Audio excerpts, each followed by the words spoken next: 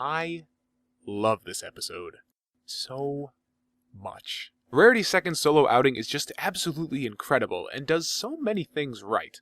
Ironically enough though, sitting down and watching it for this review was only the second time I've ever seen this episode, so I had actually forgotten about how great a dog and pony show actually is. Let's start off with Tabitha St. Germain. Remember when I said that Suited for Success had her most dynamic vocal performance in the series?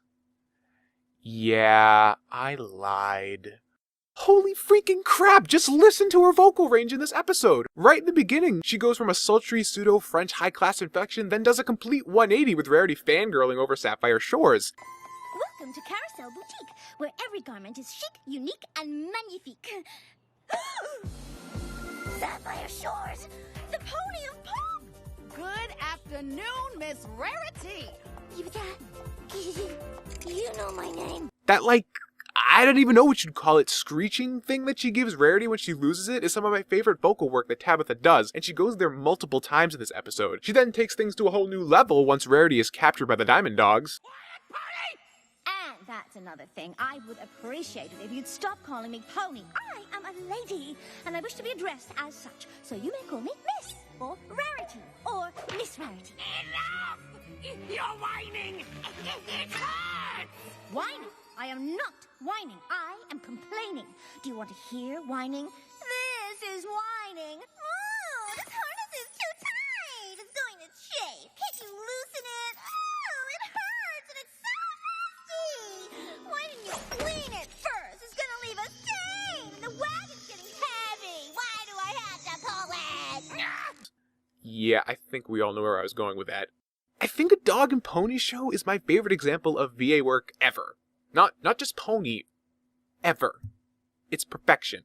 So, what else is awesome here? Well, we have some more development on the Spike-Rarity relationship. This is the first time it's really been brought up since the season opener, and again, it's great to see little bits of continuity like this that help make MLP's world feel more cohesive. Spike's fantasies are utterly adorable and totally reflects his youthful idealized concept of love and heroism. Plus, the way they drew his hero self in his fantasy was hilarious. Not to mention having him try and realize that daydream in the end, asking Twilight to just give him this one was a great way to bring that joke full circle. But of course, being a Rarity episode, the best thing about a dog and pony show is Best Horse herself. This episode is great character development for Rarity because all of her appearances so far have painted her character as one who might break down in a situation like the one presented here. Her archetype does lend itself quite well to the damsel in distress, and the fact that all of her friends figured that's exactly how she was reacting to the Diamond Dogs reinforces this point. And to an extent, it's kinda true. Rarity doesn't start firing off spells and attempt to physically fight off the Diamond Dogs. And the little bits of her freaking out over all the dirt as the dogs drag her down their burrow, and then how hesitant she is to dig because she doesn't want to ruin her hoofacure,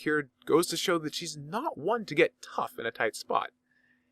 At least not in the traditional sense. Rarity instead keeps her wits about her, recognizing her ability to subtly manipulate the situation to her benefit. Rarity is a thinker, not a fighter, and could use her femininity to her advantage when necessary. People complain that there's a huge plot hole in this episode, that the Diamond Dogs don't just ignore her or punish her in some stronger sense for her insolence, but to me, the point of the interaction between these characters was Rarity, being a pony that is very worldly, is able to read people well, and could tell right off the bat that her captors weren't exactly the sharpest sticks, and she used this aspect to her advantage. But I think my favorite part of this episode was how it showcased Rarity as the element of generosity. It was really quick, but spoke volumes about her character, because even though the Diamond Dogs kidnapped her against her will, as soon as they say that they just wanted to find some gems, she's totally okay with it and agrees to help them. If the dogs had just accepted her help for a bit and then let her go, she would have totally forgiven the fact that they abducted her because she was in a situation where she could easily help them out. It's little moments like this that make me love this character so much.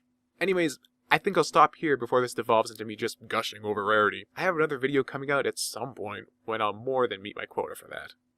And since I have you all here and just realized that YouTube now has a feature for external annotations, it's time to shove some links into your face.